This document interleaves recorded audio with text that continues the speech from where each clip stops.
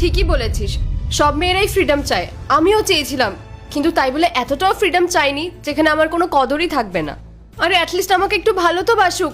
আমার হাজবেন্ড আমাকে ভালোই বাসে না, আমার একদম ভালো লাগছে না। ধুর। আচ্ছা, তুই আমাকে একটা কথা বলতো, তুই কি কখনো তোর হাজবেন্ডকে মানসিকভাবে আঘাত করেছিলিস? মানে যে ভালোবাসবে সে কখনো এটা করবেই না যে তার কিছুতেই যায় আসে না। একটু ভালো করে ভেবে দেখ তো, তুই কখনো তোর হাজবেন্ডকে দুঃখ দিয়েছিলিস?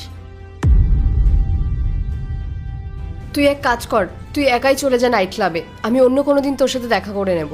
আমার হাজবেন্ডের সাথে আমার কিছু আলোচনা করার দরকার আছে। আমার মনে হয় আমার ঘরে বেশি করে সময় দেওয়া উচিত। আচ্ছা ঠিক আছে, তুই তাহলে যা, আমি আসছি।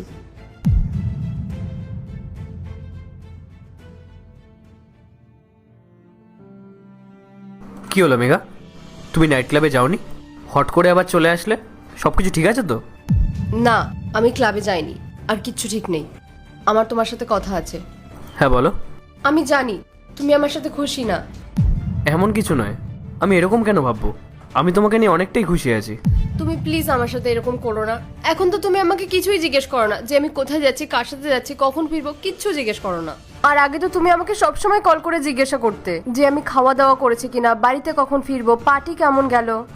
আর এখন যখন আমি বলছি যে আমি রাতে ছেলে বন্ধুদের সাথে থাকবো, তুমি আমাকে তাও কিছু বলছো না। আমি জানি সেদিন তোমার আর আমার মধ্যে যেটা হয়েছে সেটা একদম ঠিক হয়নি। আমি অনেক বেশি কথা শুনিয়ে ফেলেছিলাম তোমাকে।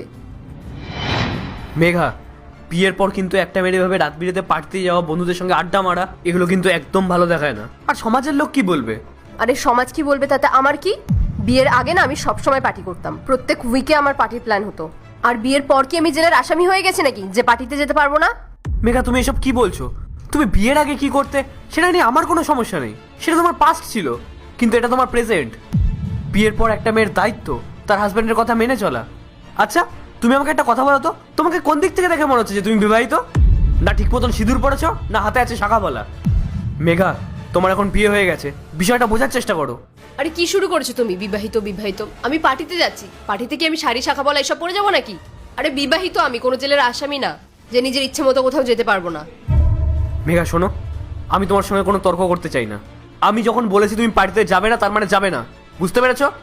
What do you mean by আমি পার্টিতে যেতে পারবো না? আমি যখন বলেছি আমি পার্টিতে যাবো, তার মানে আমি পার্টিতে যাব।